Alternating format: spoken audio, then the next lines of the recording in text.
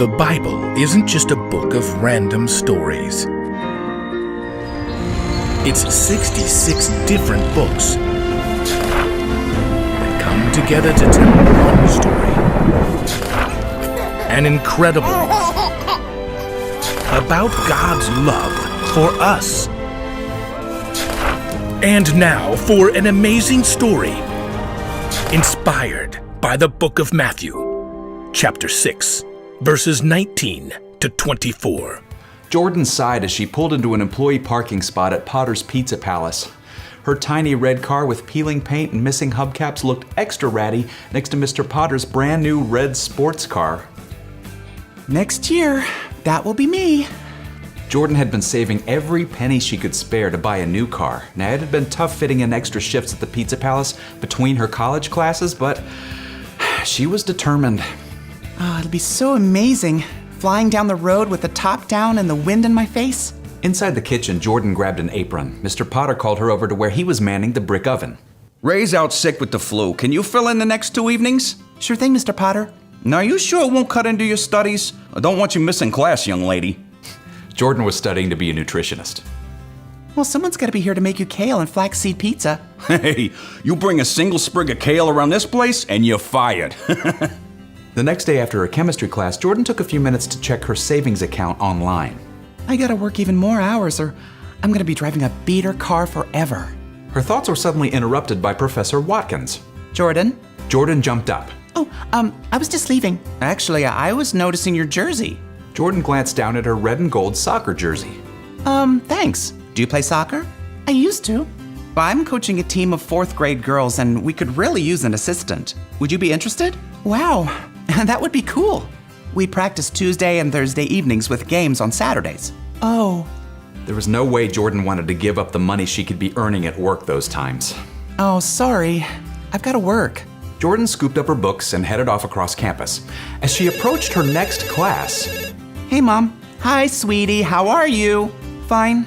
Busy. Almost to class. Oh, then I'll make it quick. You know how I volunteer at that women's shelter? Yeah? Well, the food is kind of terrible. And I was thinking, since you're studying nutrition, well, would you be willing to create a new menu for the shelter? Meals that are nutritious and taste really good, but not too expensive. Jordan beamed. It sounded like a great challenge. That would be fun.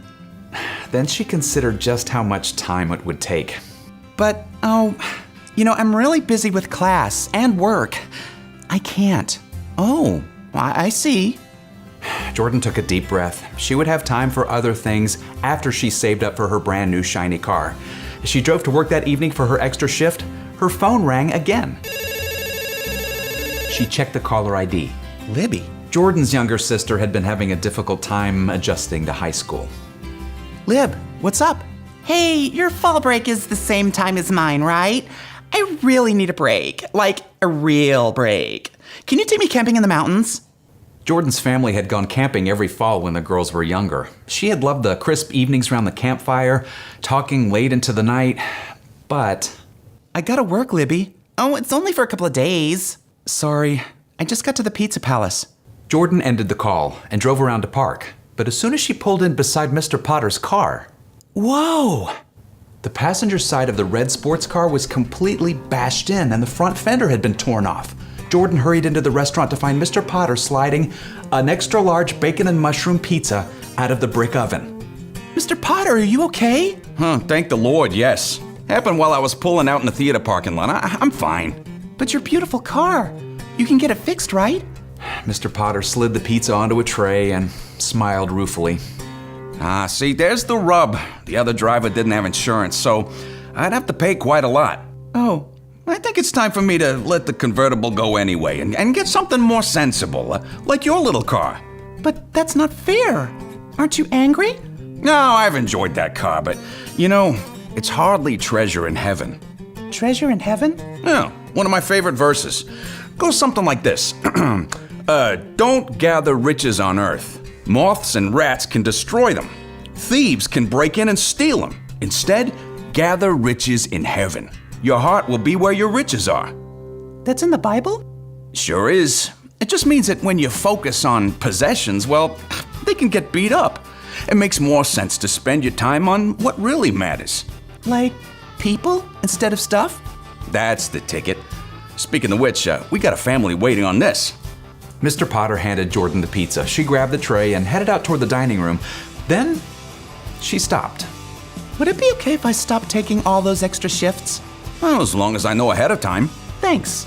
A lot. Any particular reason? Just some things I want to do, starting with a camping trip next week. Mr. Potter smiled, and Jordan felt a huge weight lift from her chest. It would be fun to get a new car someday, but right now she had more important things to do with her time and money.